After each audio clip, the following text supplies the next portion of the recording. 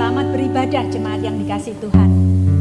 Dalam situasi yang masih mengharuskan kita untuk melakukan social distancing dan juga mengikuti protokol-protokol kesehatan di masa pandemi ini, marilah kita tetap mengarahkan fokus kita kepada Tuhan, Allah kita yang Maha Kudus. Sebab aku ini mengetahui rancangan-rancangan apa yang ada padaku mengenai kamu. Demikianlah firman Tuhan, yaitu rancangan damai sejahtera dan bukan rancangan kecelakaan, untuk memberikan kepadamu hari depan yang penuh harapan. Tuhan kita yang Maha Suci, Maha Kudus, selalu tulus dan baik maksudnya dan kehendaknya bagi kita semua. Dengan meyakini hal ini, kita akan dikuatkan dan dimenangkan melawan pandemi ini. Untuk itu, mari kita awali ibadah kita hari ini dengan mengungkapkan keyakinan kita ini dengan segenap rasa syukur kita. Suci, suci, suci Kau Tuhan.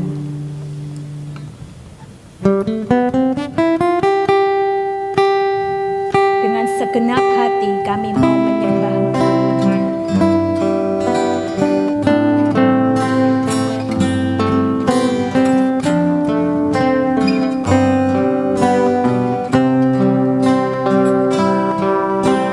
Suci, suci,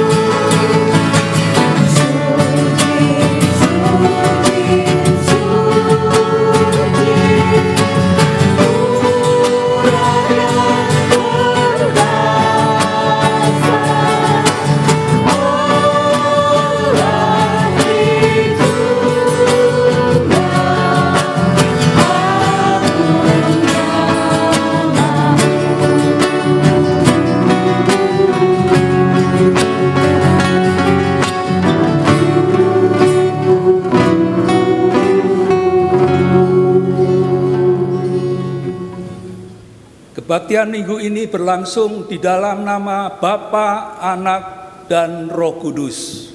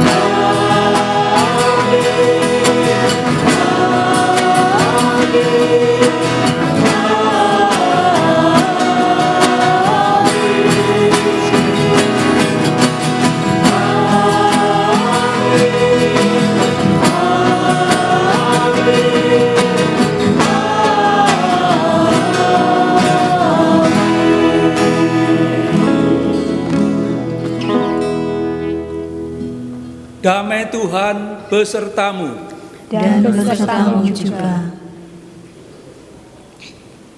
Mentalitas menyalahkan. Itulah tema ibadah kita hari ini. Kita akan belajar untuk tidak mudah curiga, apalagi dengan mudah menyalahkan, menghakimi siapapun yang ada di hidup kita, Tuhan maupun sesama kita. Janganlah menghakimi menurut apa yang nampak, tetapi hakimilah dengan adil.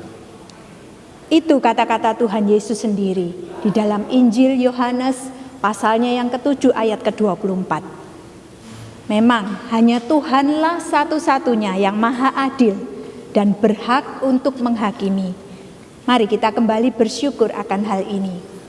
Besar dan ajaiblah karyamu Tuhan, adil dan benarlah jalanmu.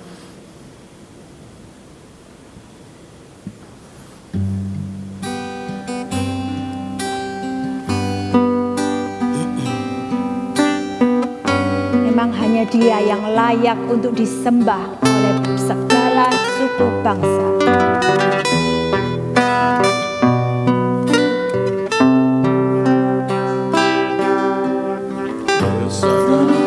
Ajaiblah karyamu, adil dan benarlah jalanmu. Raja segala bangsa yang maha kuasa, mulia namamu. Besar dan ajaiblah karyamu Tuhan. Besar dan ajaiblah karyamu.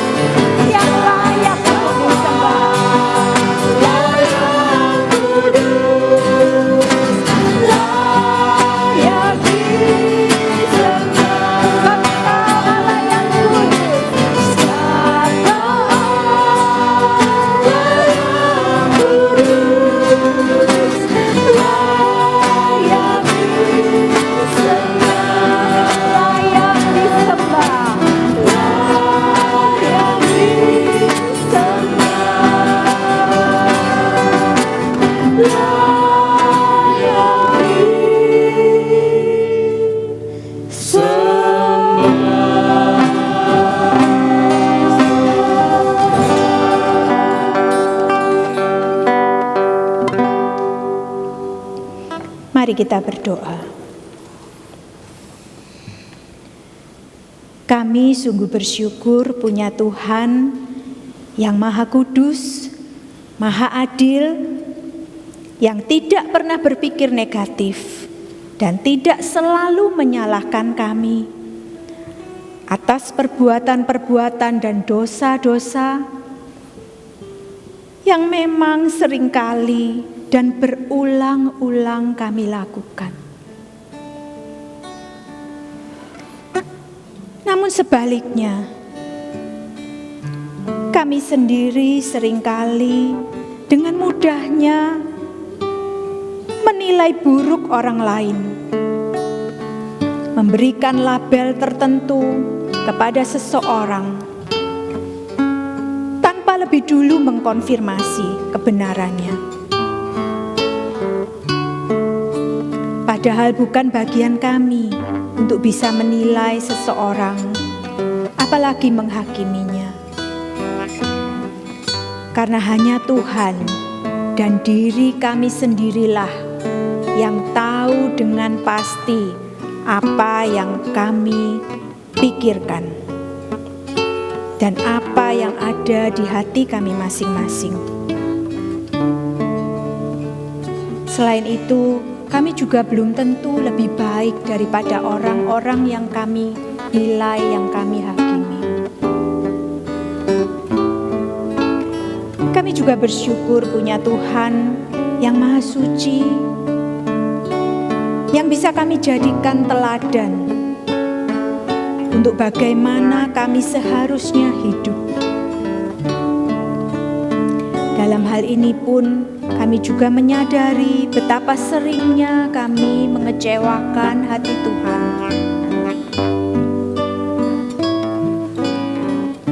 Mari secara pribadi kita datang ke hadapan Tuhan dengan jujur membuka diri, mengungkapkan segala dosa dan kelemahan kita di hadapan Tuhan.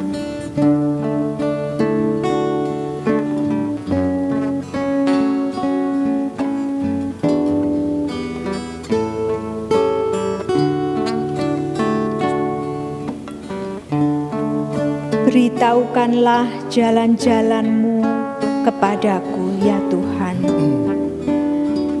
Tunjukkanlah kepadaku.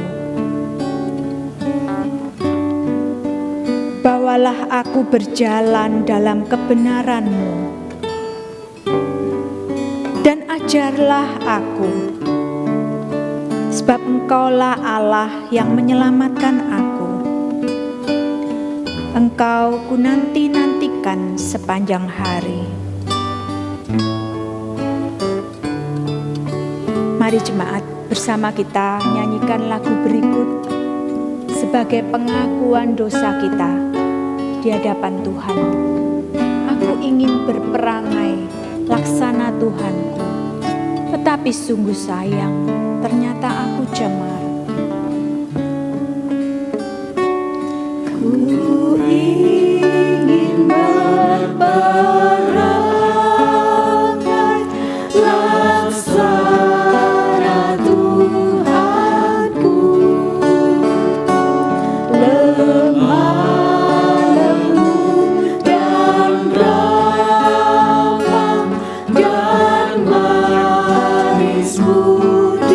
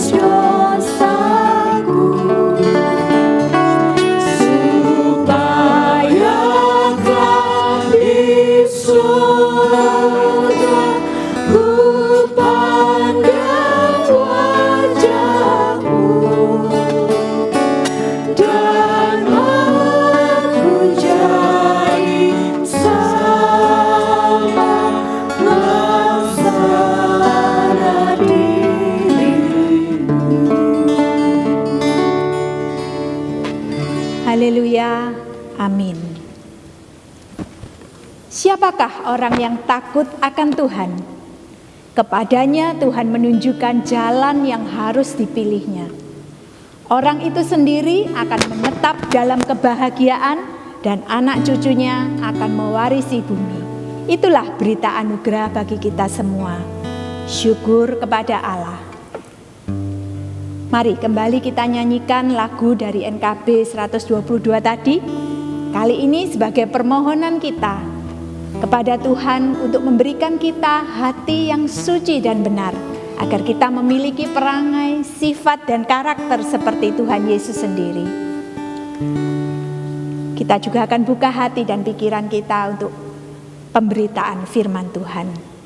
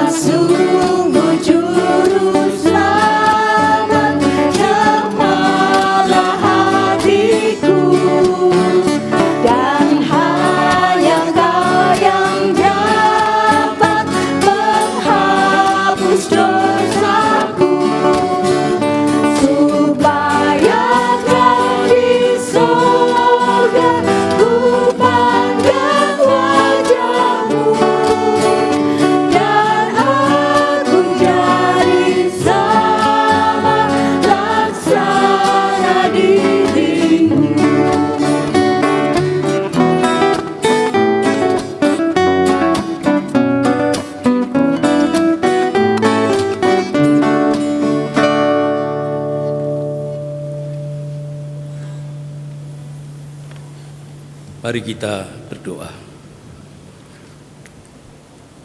Tuhan, kami rindu firman-Mu yang dikerjakan oleh Roh Kudus boleh senantiasa memperbarui hidup kami, mendewasakan iman kami, agar hidup kami selaras dengan kehendak-Mu ya Tuhan. Kiranya Roh Kudus menolong hamba-Mu juga untuk menyampaikan kebenaran firman-Mu. Dan biarlah Engkau ditinggikan, dipermuliakan melalui semuanya itu. Dalam nama Tuhan Yesus kami mohon dan berdoa. Amin. Saudara, mari kita memperhatikan di dalam bacaan kita Injil Matius pasal 21. Kita perhatikan ayat 23 sampai dengan ayat 32. Lembaga Alkitab Indonesia memberikan 2 judul dari perikop kita ini. Yang pertama adalah pertanyaan mengenai kuasa Yesus. Ayat 23, lalu Yesus masuk ke bait Allah Dan ketika ia mengajar di situ, datanglah imam-imam kepala serta tua-tua bangsa Yahudi kepadanya dan bertanya, dengan kuasa manakah engkau melakukan hal-hal itu? Dan siapakah yang memberikan kuasa itu kepadamu? Jawab Yesus kepada mereka, aku juga akan mengajukan satu pertanyaan kepadamu. Dan jikalau kamu memberi jawabnya kepadaku, aku akan mengatakan juga kepadamu dengan kuasa manakah aku melakukan hal-hal itu. Dari manakah baptisan Yohanes? Dari sorga atau dari manusia? Mereka memperbincangkannya di antara mereka dan berkata, jikalau kita katakan dari sorga, ia akan berkata kepada kita, kalau begitu mengapakah kamu tidak percaya kepadanya? Tetapi jikalau kita katakan dari manusia, kita takut kepada orang banyak sebab semua orang menganggap Yohanes ini nabi. Lalu mereka menjawab Yesus, kami tidak tahu. Dan Yesus pun berkata kepada mereka, jika demikian, aku juga tidak mengatakan kepadamu dengan kuasa manakah aku melakukan hal-hal itu. Perumpamaan tentang dua orang anak. Tetapi apakah pendapatku tentang ini? Seorang mempunyai dua anak laki-laki, ia pergi kepada anak yang sulung dan berkata, anakku, pergi dan bekerjalah hari ini dalam kebun anggur. Jawab anak itu, baik Bapak, tetapi ia tidak pergi. Lalu orang itu pergi kepada anak yang kedua dan berkata demikian juga. Dan anak itu menjawab, aku tidak mau. Tetapi kemudian ia menyesal lalu pergi juga. Siapakah di antara kedua orang itu yang melakukan kehendak ayahnya? Jawab mereka, yang terakhir. Kata Yesus kepada mereka, aku berkata kepadamu sesungguhnya pemungut-pemungut cukai dan perempuan-perempuan sundal akan mendahului kamu masuk ke dalam kerajaan Allah. Sebab Yohanes datang untuk menunjukkan jalan kebenaran kepadamu, dan kamu tidak percaya kepadanya. Tetapi pemungut-pemungut cukai dan perempuan-perempuan sundal percaya kepadanya. Dan meskipun kamu melihatnya, tetapi kemudian kamu tidak menyesal dan kamu tidak juga percaya kepadanya. Demikianlah Injil Yesus Kristus. Berbahagialah setiap orang yang memelihara firman Tuhan, di dalam hidupnya dipimpin Roh Kudus untuk melakukannya. Haleluya.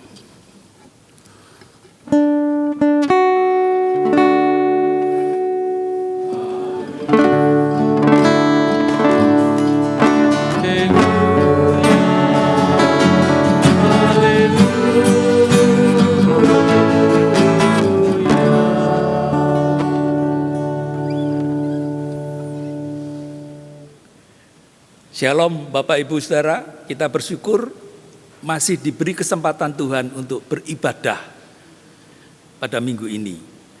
Dan tema kita di dalam minggu ini adalah mentalitas menyalahkan.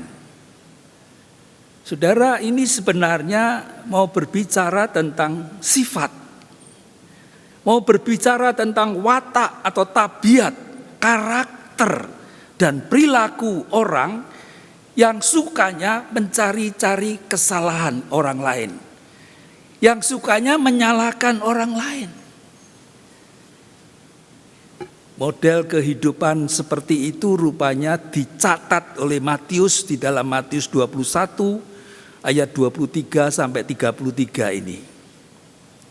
Yaitu model kehidupan para imam kepala dan para tua-tua atau para pemimpin agama Yahudi yang diceritakan oleh Matius ini.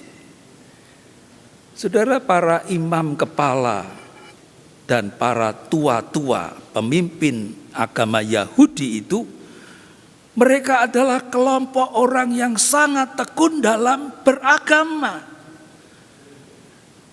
Tekun di dalam mempelajari ajaran agama mereka. Mereka tidak lupa melakukan segala kegiatan ritual keagamaan mereka. Sehingga di dalam masyarakat Yahudi, mereka itu dikenal dan terkenal sebagai pemimpin masyarakat, tapi juga tokoh agama. Tokoh agama yang dinilai saleh, dekat dengan kitab suci. Dan sebagai para pemimpin agama, mereka merasa berhak untuk menilai, untuk menyalahkan orang yang tidak sejalan dengan kehidupan mereka. Mereka berhak menegur orang-orang yang tidak melakukan seperti apa yang mereka lakukan. Orang-orang itu misalnya para pemungut cukai, ya. Di dalam Lukas 19 dicatat kepala pemungut cukai itu adalah Zakius. Juga ada perempuan yang kedapatan berzinah di dalam Yohanes 8. Nah, orang-orang seperti itu oleh mereka akan mereka cap sebagai orang-orang berdosa. Bahkan dinyatakan bakal akan masuk neraka. Nah, saudara, di dalam Injil Matius 21 ini diceritakan ketika Yesus sedang masuk mengajar di Bait Allah. Yesus ini terkenal sebagai sahabat orang-orang berdosa itu, ya. Yesus masuk di Bait Allah untuk mengajar. Para imam kepala dan para tua-tua, para pemimpin agama Yahudi itu juga ikut datang di situ. Malah menjumpai Yesus. Mereka datang bukan untuk mau belajar atau mendengarkan apa yang diajarkan, disampaikan oleh Yesus. Bukan. Tapi dikatakan mereka datang untuk mempertanyakan dan mempermasalahkan apa yang telah dilakukan atau dikerjakan oleh Yesus itu. Oleh karena itu mereka bertanya, dengan kuasa manakah engkau Yesus melakukan hal-hal itu? Dan siapakah yang memberikan kuasa itu kepadamu? Saudara, di dalam terjemahan lain dikatakan, atas dasar apa engkau Yesus melakukan semuanya itu? Siapa yang memberi engkau hak untuk melakukan semuanya itu? Saudara, sebenarnya mereka itu mau mengatakan, kami inilah yang paling berkuasa di tempat ini, di Bait Allah ini. Lalu siapa yang memberi hak kamu, Yesus, untuk melakukan semua hal itu? Saudara, apa sih sebenarnya yang dimaksud hal-hal itu yang dikatakan oleh para tokoh agama ini kepada Yesus? Apa yang dilakukan, dikerjakan Yesus sehingga kok sampai mereka itu bertanya, nguber, ya, dedes gitu kepada Yesus? Saudara, kalau kita perhatikan di dalam Matius 21 ini, memang ada beberapa hal yang dicatat, yang ditulis oleh Matius, apa yang dilakukan Yesus pada waktu itu. Yesus itu masuk kota Yerusalem dengan naik keledai. Keledainya keledai pinjaman yang diupayakan oleh murid Yesus. Lalu Yesus disambut dengan begitu meriah, dengan puji-pujian oleh penduduk Yerusalem. Itulah yang dicatat oleh Matius. Orang banyak yang sangat besar jumlahnya, dikatakan demikian, menghamparkan pakaian mereka di atas jalan. Ada pula yang memotong ranting-ranting dari pohon-pohon dan menyebarkannya di jalan. Dan orang banyak yang berjalan di depan Yesus dan mengikuti di belakang Yesus. Mereka semua pada bersorak-sorai mengatakan, Hosana bagi anak Daud, diberkatilah dia yang datang dalam nama Tuhan, Hosana di tempat yang maha tinggi. Satu pujian yang luar biasa dari masyarakat kota Yerusalem waktu itu. Sehingga dicatat di dalam Matius 21 ayat 10 ketika Yesus itu masuk kota Yerusalem. Gemparlah ya, gemparlah seluruh kota itu. Yesus diarak seperti rombongan, kalau boleh membayangkan itu karnaval itu. Yesus dielu-elu, kata Lembaga Alkitab Indonesia demikian. Dipuja-puji banyak orang dan orang-orang itu pada berkata, siapakah orang ini? Maksudnya mereka pada kagum, mereka semua pada heran atas kehadiran Yesus yang naik keledai itu. Lalu juga dicatat di dalam ayat 14 Matius 21 ini, Yesus menyembuhkan banyak orang sakit. Datanglah orang-orang buta, orang-orang timpang kepada Yesus dalam bait Allah itu, dan mereka semua disembuhkannya. Sehingga di dalam Matius 21 ayat 15, di situ dicatat, ketika imam-imam kepala, ahli-ahli Taurat melihat segala mujizat yang dibuat oleh Yesus, dan melihat anak-anak banyak yang berseru dalam bait Allah sambil berteriak, Hosana bagi anak Daud. Kalau kita perhatikan, menarik ya. Dikatakan hati mereka, hati para imam kepala, hati para ahli-ahli Taurat, tokoh agama Yahudi itu, coba perhatikan baik-baik itu, sangat jengkel ya. Saya berpikir rupanya pada zaman itu sudah ada kata jengkelan ini ya. Kalau orang Jawa bilang kemropok begitu ya, very annoyed. Ini seperti Herodes ketika mendengar Yesus lahir. Ya kayak gini nih, jengkel sekali, very annoyed ya. Jengkel, sangat marah. Itu di dalam terjemahan lain dikatakan demikian, Saudara. Dan di dalam Matius 21 ayat 12 sampai 13 dicatat Yesus juga berani membersihkan bait Allah yang pada waktu itu dipakai untuk berjual beli para pedagang, untuk menjual binatang korban dan tempat penukaran uang. Untuk apa? Untuk para pendatang yang datang dari luar kota Yerusalem. Mereka kalau beribadah ke bait Allah di Yerusalem, mereka harus beli ya di situ ya. Binatang korbannya beli di situ, harganya berlipat-lipat tentunya. Uangnya juga pakai uang yang ada di situ, yang berlaku di situ. Ditukarkan dulu, pasti berlipat-lipat juga harganya ya. Jadi ada tempat money changer pada waktu itu. Lah para pedagang ini tinggal kipas-kipas. Kenapa? Dilindungi oleh para imam yang bertugas di bait Allah itu. Diizinkan mereka ya untuk jualan di situ. Nanti untungnya bagi dua, begitulah. Ketika Yesus melihat itu, Yesus marah. Yesus itu lemah lembut, tapi juga bisa marah, Saudara. Marahnya tidak malang tanggung. Semua meja tempat dagangan mereka itu diobrak-abrik, dijungkir balikan. Sambil berkata, ada tertulis, rumahku akan disebut rumah doa, tetapi kamu menjadikannya sarang penyamun. Yesus berani di hadapan para imam-imam kepala mengatakan seperti itu. Dia mengatakan rumahku ini rumah doa, tapi dijadikan sarang penyamun. Wah, ini kata-kata yang menyakitkan, Saudara. Dalam bahasa Inggris ditulis robbers. Robbers ini diterjemahkan jadi perampok, saudara. Lalu yang dimaksud perampok siapa?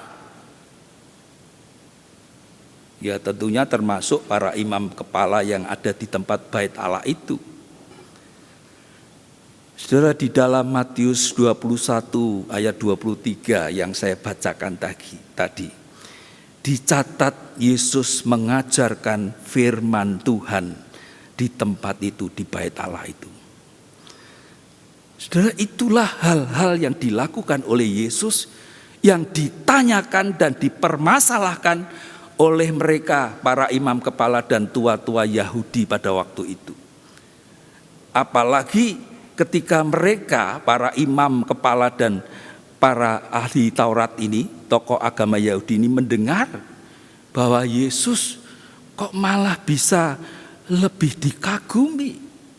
Yesus kok lebih terkenal di masyarakat Yahudi daripada diri mereka. Wah, orang bilang kegi begitu ya. Sehingga mereka pada berusaha untuk mencari kesalahan Yesus, untuk menjatuhkan Yesus. Caranya bagaimana? Dengan pertanyaan.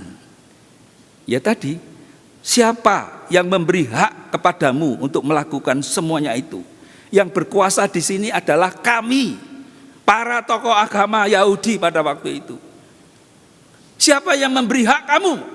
Ya, Yesus dituding begitu ya.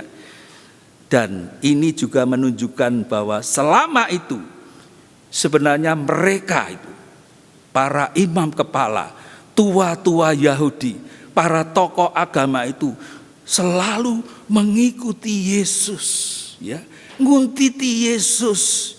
Untuk apa? Untuk ngamat-ngamati terus, nyelidiki gerak-gerik Yesus. Apa yang dikatakan, yang diajarkan Yesus, apa yang dilakukan oleh Yesus, semua dicatat. Ya mungkin enggak bawa buku catatan, tapi catat di sini, dieling-eling kabeh. Ayo dieling-eling kabeh ya. Untuk apa?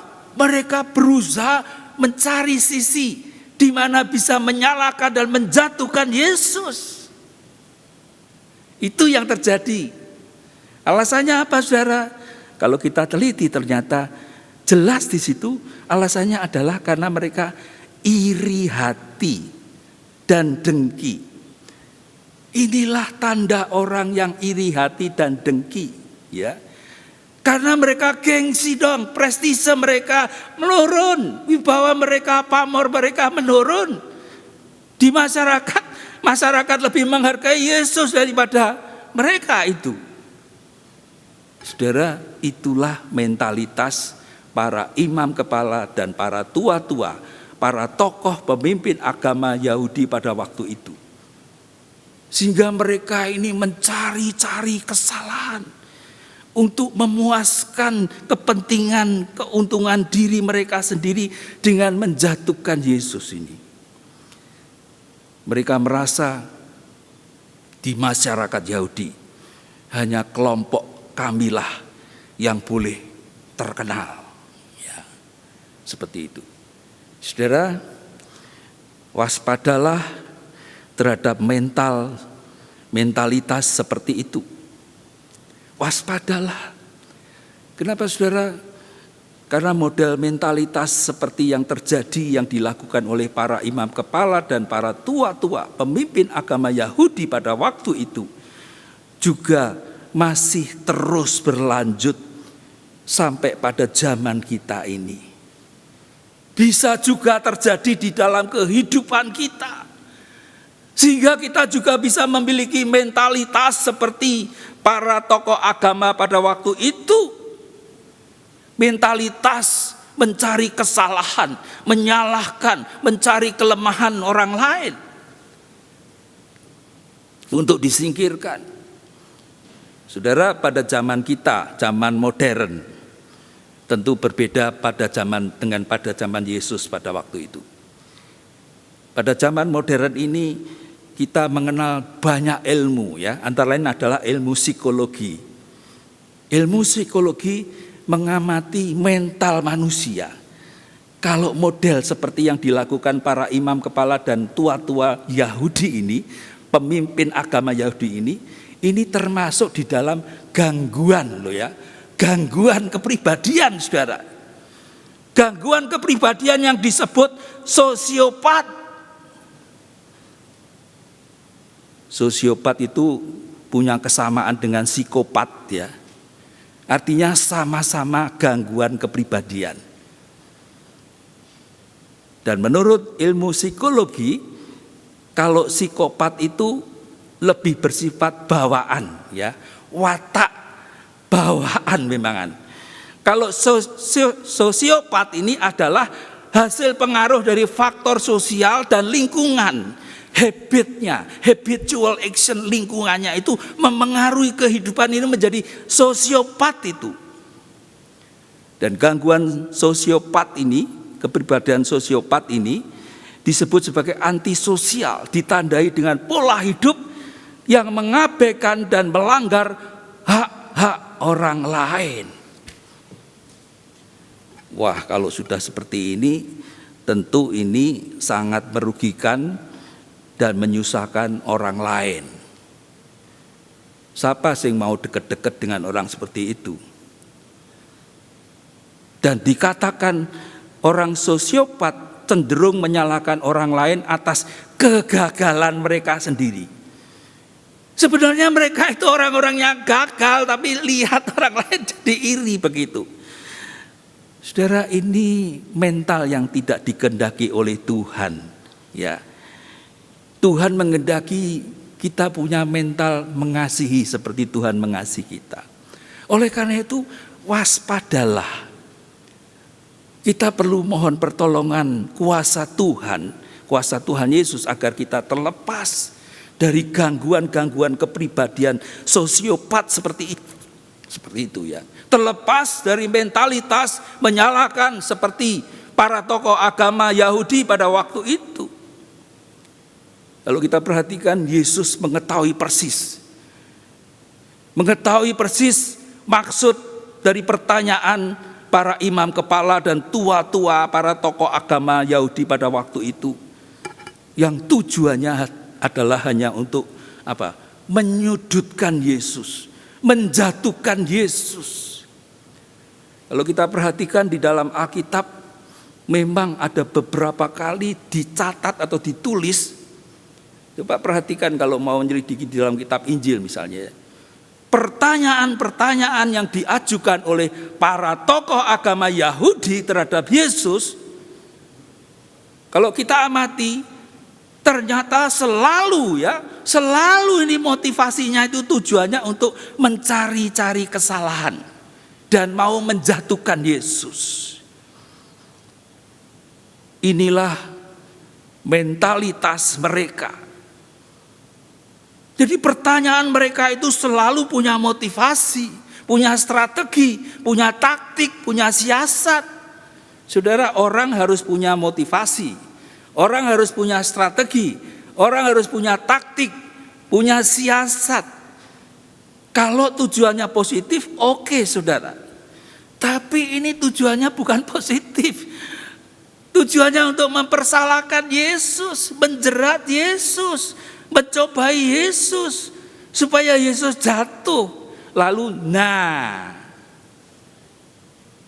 caranya bagaimana? Dengan pertanyaan-pertanyaan, selalu demikian. Perhatikan di dalam kitab Injil. Ya.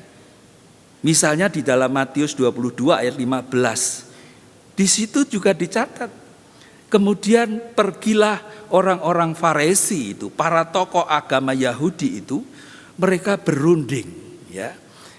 Bagaimana mereka dapat menjerat Yesus dengan satu pertanyaan? Dalam hal ini konteksnya pada waktu itu tentang membayar pajak kepada kaisar. Yesus ditanya, harus bayar pajak enggak? Yesus jawab, harus bayar, ya. Dengan cara Yesus akhirnya pajak itu terbayar. Kalau Yesus mengatakan tidak bayar, wah bisa urusan sama pemerintah Romawi ya berkuasa pada waktu itu. Yesus jawab harus bayar. Itu kalimat pertanyaan menjebak Yesus.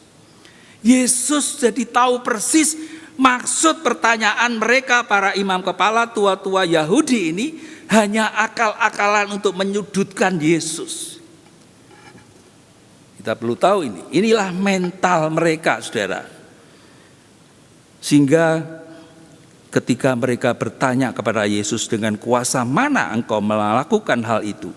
Siapa yang memberi engkau kuasa kepadamu? Maka Yesus tidak segera menjawab. Yesus justru balik bertanya pada mereka. Ya, dari manakah kuasa baptisan Yohanes? Maksudnya di sini Yohanes Pembaptis ini ya. Dari sorga atau dari manusia? Lalu dikatakan mereka serentak bersama-sama sepakat menjawab apa? Kami tidak tahu. Lalu Yesus mengatakan, jika demikian aku juga tidak akan mengatakan kepadamu tentang kuasa manakah aku melakukan hal itu. Saudara, mengapa Yesus kok balik bertanya kepada mereka seperti itu?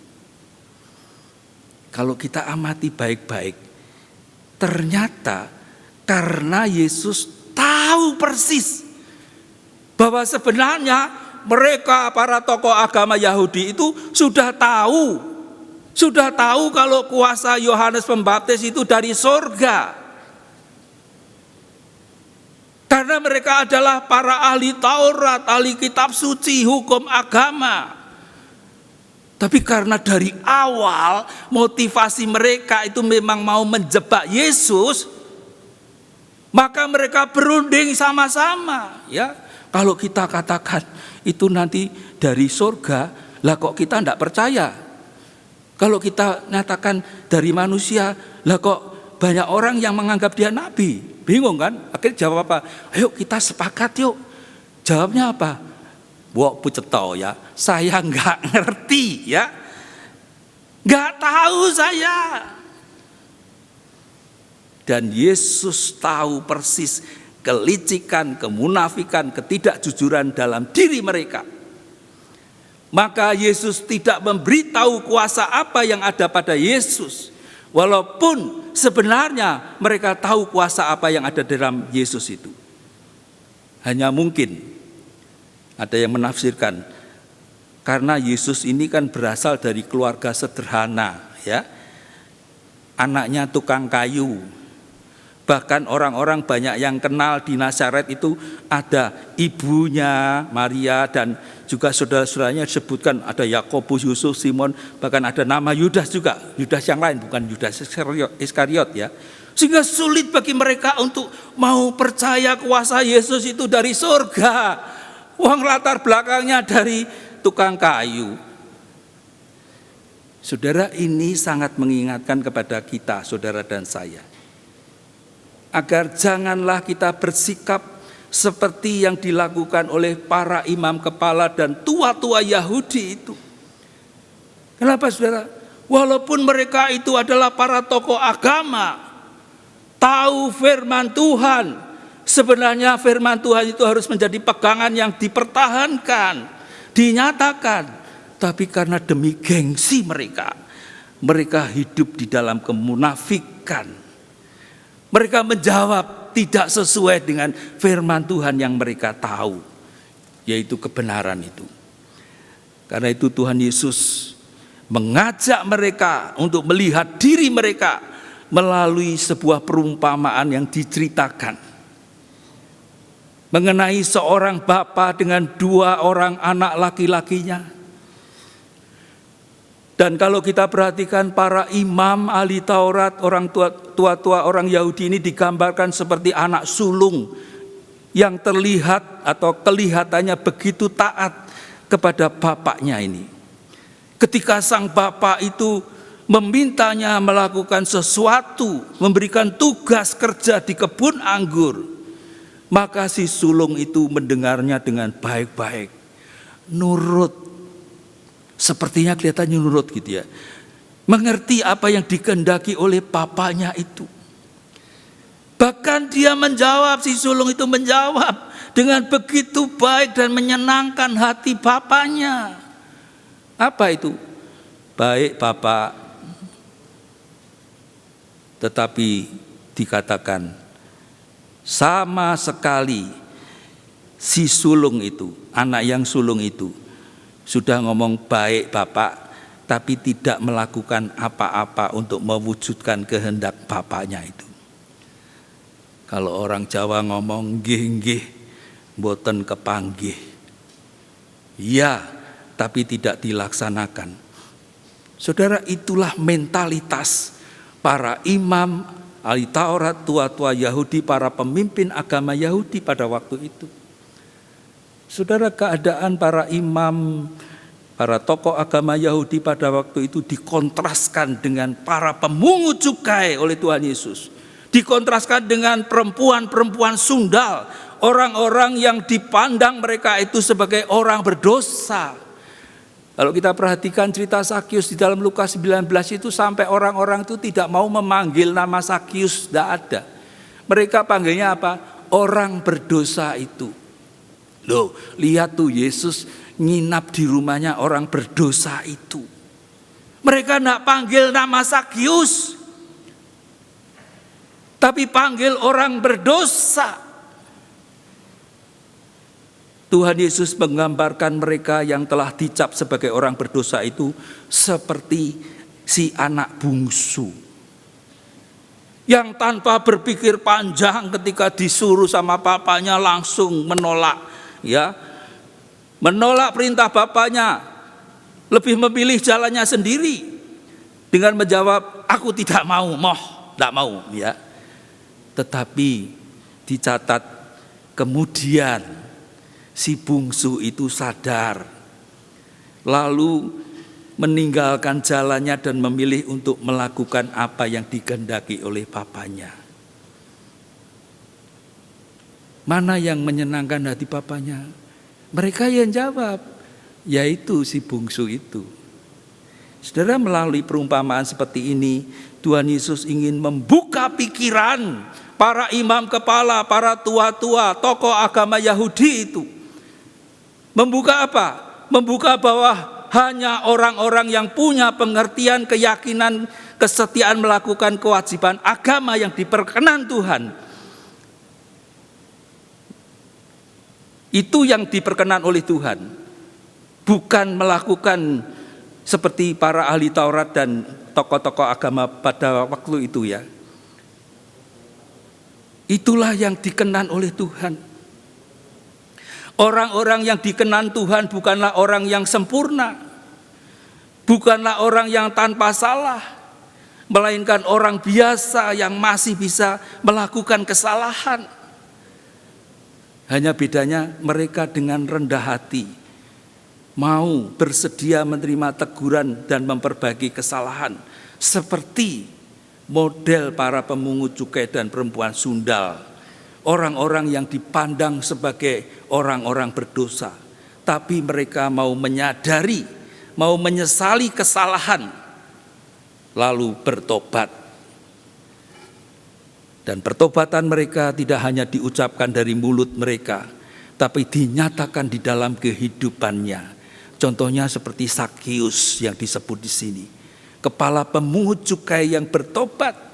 Juga perempuan pelacur atau perempuan sundal yang bertobat itu, mereka sudah tidak dicap lagi, mereka yang sudah dicap di masyarakat itu oleh tokoh agama terutama sebagai orang berdosa, tapi sungguh-sungguh bertobat.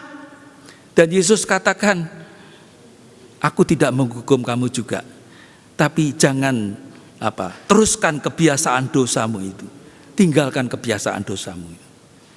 Saudara, menarik sekali, saudara. Melalui teguran Yesus terhadap para imam kepala dan para tua-tua agama Yahudi ini, kita belajar. Belajar apa, saudara? Janganlah kita merasa bangga jika kehidupan kekristenan kita ini hanya sampai kepada tahap memiliki pengetahuan tentang iman Kristen. Kita rajin menjalankan kewajiban keagamaan sebagai seorang murid Kristus. Bukan hanya itu, bukan seperti para imam kepala dan tua-tua Yahudi itu. Ya, kalau kita baca itu para tokoh agama Yahudi pada waktu itu bukan hanya punya mentalitas menyalahkan, tapi mental pamer rohani, saudara.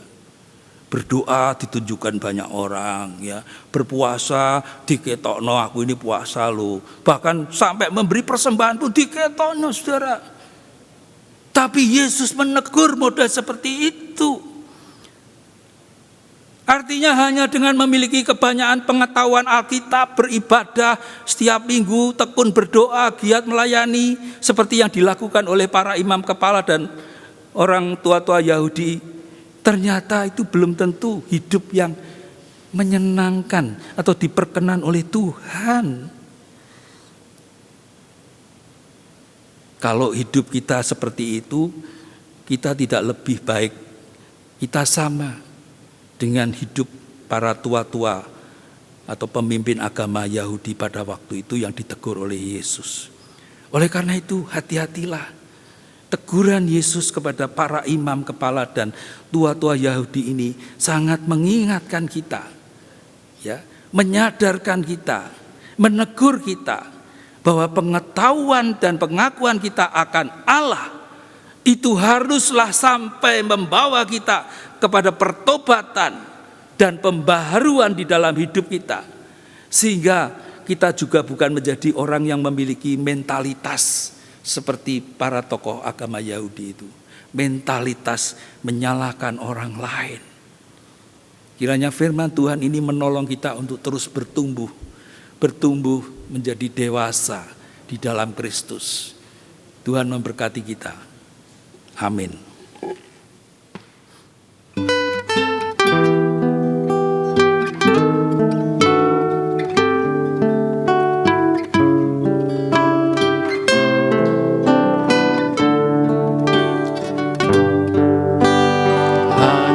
Dekat kasih-Mu Bapa, jiwaku pun tentram. Engkau menerimaku dengan sepenuhnya.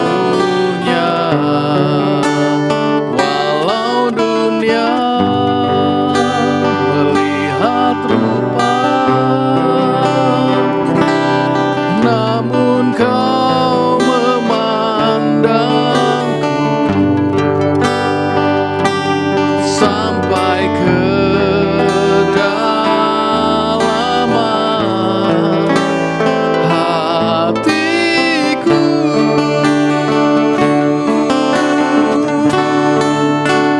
Tuhan, inilah yang ku tahu, Kau mengenal hatiku jauh melebihi semua yang terdekat sekalipun. Tuhan, inilah yang ku mau, Kau menjaga hatiku supaya kehidupan memancar senantiasa.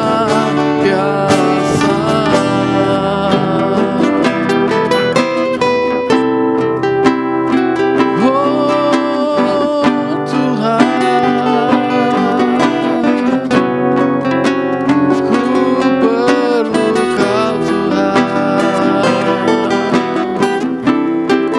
ku berserah padamu Tuhan. Oh Tuhan, inilah yang ku tahu, Kau mengenal hatiku jauh melebihi semua yang terdekat sekalipun.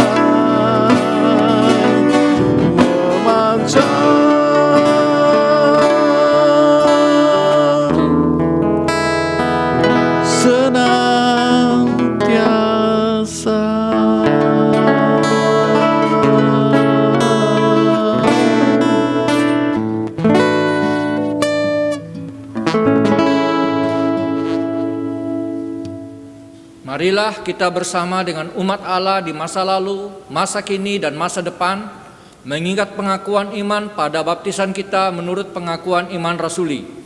Aku percaya kepada Allah, Bapa yang Maha Kuasa, Khalik langit dan bumi, dan kepada Yesus Kristus, Anaknya yang tunggal Tuhan kita, yang dikaruniai dari Roh Kudus, lahir dari darah Maria, ia menderita sengsara di bawah Pontius Pilatus, disalibkan, mati dan dikuburkan, turun ke dalam kerajaan maut. Pada hari yang ketiga, bangkit pula dari orang mati, naik ke surga, duduk di sebelah kanan Allah, Bapa yang Maha Kuasa, dan dari sana ia akan datang untuk menghakimi orang yang hidup dan yang mati. Aku percaya kepada Roh Kudus, gereja yang kudus dan am, persekutuan orang kudus, pengampunan dosa, kebangkitan orang mati, dan hidup yang kekal. Saudara, mari kita berdoa. Tuhan, kami bersyukur untuk firman-Mu. Walaupun menegur kami, tapi firman-Mu terus membimbing kami agar kami hidup yang selaras sesuai dengan apa maunya Tuhan.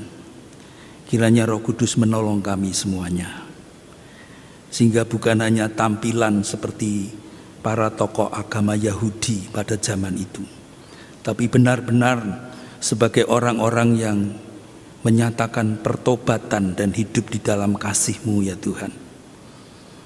Terima kasih Tuhan.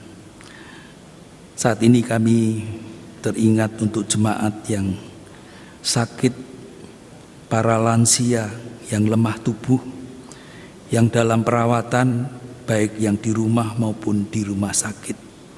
Apalagi mereka yang terpapar virus corona. Kiranya Tuhan memberikan belas kasihan, menjamah, menguatkan, bahkan memulihkan kesehatan mereka. Terima kasih Tuhan. Kami juga menyerahkan untuk upaya pemerintah dalam menghadapi masalah krisis kesehatan maupun ekonomi akibat pandemi COVID-19 ini.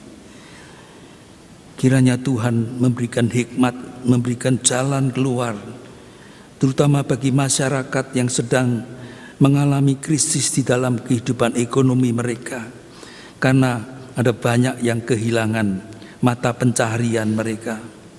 Tuhan menolong mereka, membuka jalan keluar bagi mereka untuk mengatasi segala perubahan yang terjadi akibat pandemi COVID-19 ini.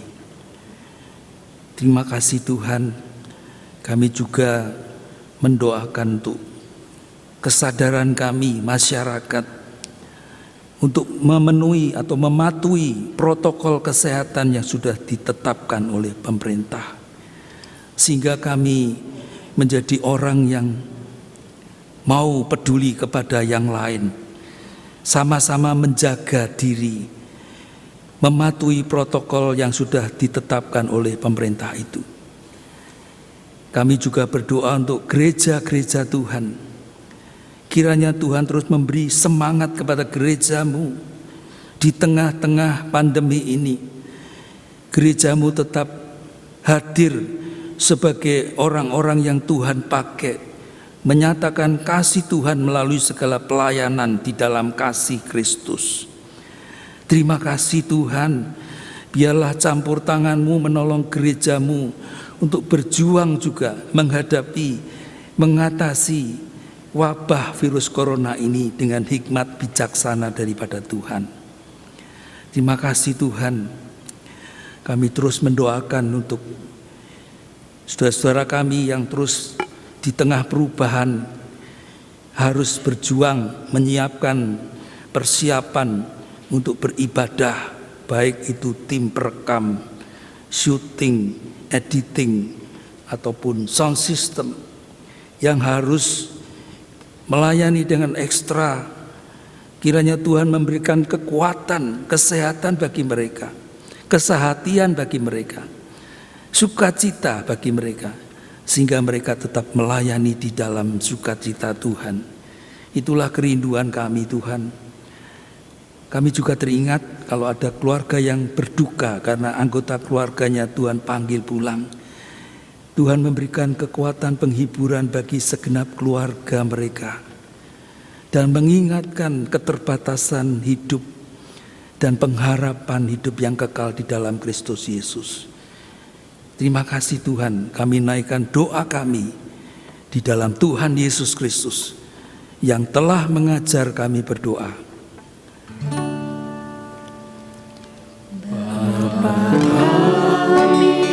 Yang ada di surga, dikuduskanlah nama-Mu,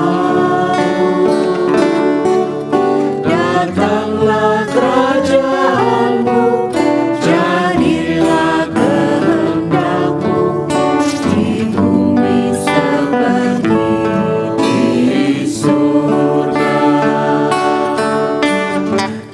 Kami hari ini makanan yang secukupnya, ampuni salah kami seperti kami ampuni yang bersalah pada kami. Jangan bawa kami dalam pencobaan, dan lepaskan kami dari yang jahat.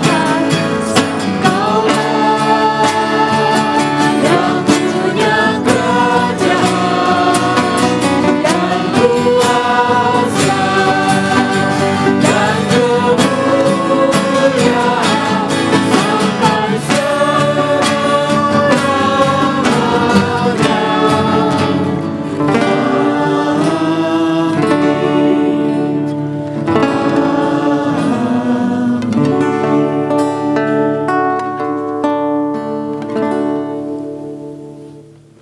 Sukacita itu wujud kekuatan Allah bagi kita, sehingga rasanya tidak berlebihan bila Alkitab mengatakan bersukacitalah senantiasa. Kita membawa persembahan pun dengan penuh sukacita, membawanya karena kekuatan Tuhan yang memampukan. Pada saat Tuhan berkenan, maka semua pasti mendatangkan berkat. Seperti yang disampaikan dalam 1 Tesalonika 5 ayat 18, mengucap syukurlah dalam segala hal, sebab itulah yang dikehendaki Allah di dalam Kristus Yesus bagi kamu. Mari kita bawa persembahan kita dengan penuh ungkapan syukur, kekuatan Tuhan yang memampukan dan menyertai dalam setiap perkara. Persembahan dapat dilakukan melalui transfer Bank BCA nomor 258 304 3977 atau dengan metode fintech. Bila tidak bisa keduanya, jemaat dapat mengumpulkan persembahan dalam amplop dan setelah 1 bulan dapat menghubungi kantor gereja di nomor telepon yang tertera di layar untuk diambil. Mari kita bawa persembahan kita. Tuhan Allah Bapa kami yang bertata dalam kerajaan surga, dalam kondisi yang sulit seperti ini Tuhan, kami merasakan betapa beban berat yang kami rasakan Tuhan. Namun, jikalau kami mengucapkan syukur senantiasa, tentunya beban itu menjadi ringan, karena Tuhan bersama-sama dengan kami. Oleh karena itu, sebagai ucapan rasa syukur kami persembahkan persembahan ini Tuhan. Kiranya Tuhan mau memampukan kami untuk dapat mengelola persembahan ini untuk pelebaran kerajaan-Mu. Hanya di dalam nama Yesus Kristus kami berdoa dan bersyukur. Amin. Satu-satunya cara agar kita tidak memiliki mentalitas menyalahkan adalah dengan hidup mengikuti teladan Yesus, yang tidak hanya menjadikan firman Tuhan sebagai pengetahuan saja, tetapi terintegrasi dalam seluruh tindakan kita. Untuk itu, mari kita mohon pada Tuhan Yesus sendiri, agar kita semakin hari semakin serupa dengan Dia.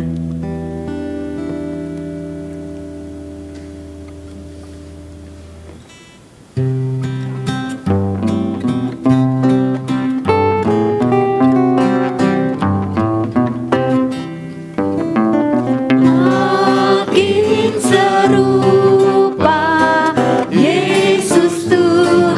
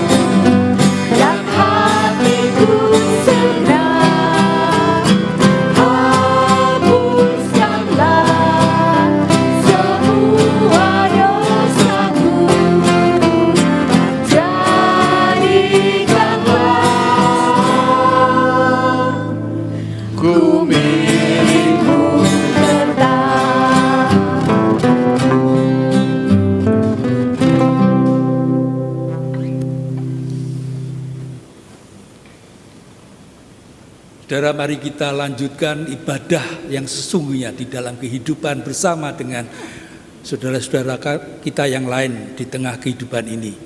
Arahkanlah hatimu kepada Tuhan. Kami mengarahkan hati kami kepada Tuhan. Jadilah saksi Kristus. Syukur pada Allah, Terpujilah Tuhan kini dan selamanya. dan terimalah berkat Tuhan. Tuhan memberkati engkau dan melindungi engkau. Tuhan menyinari engkau dengan wajah-Nya dan memberi engkau kasih karunia. Tuhan menghadapkan wajah-Nya kepadamu dan memberi engkau damai sejahtera. Amin.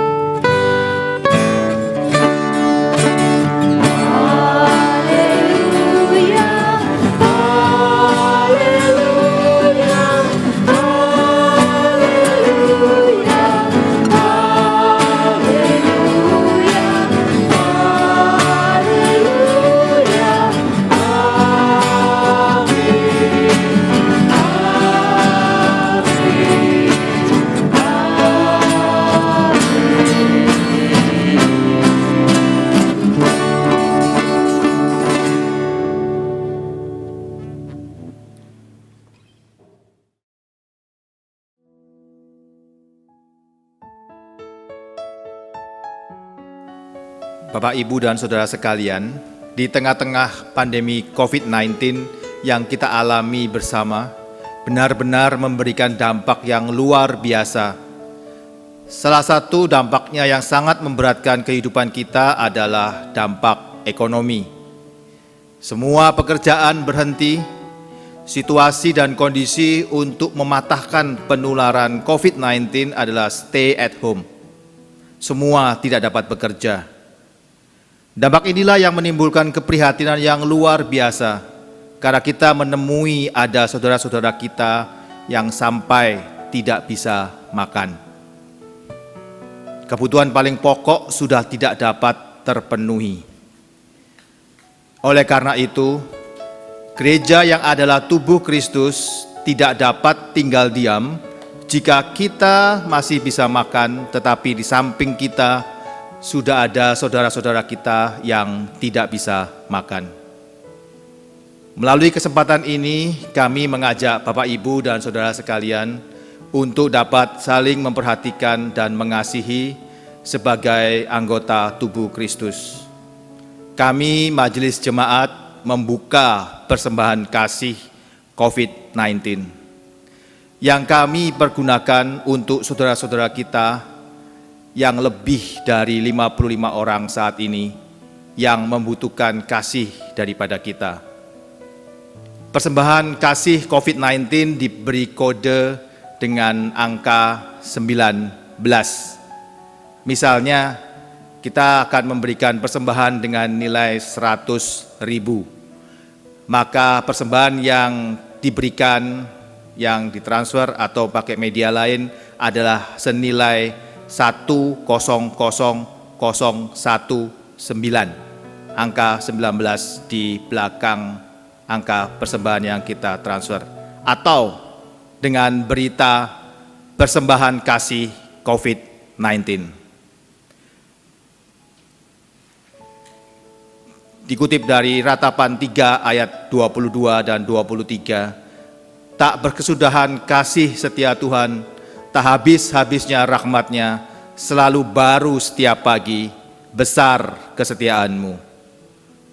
Biarlah firman Tuhan ini menguatkan kita, memberkati kita, dan Tuhan sendiri yang menyertai kita. Terima kasih, Tuhan memberkati.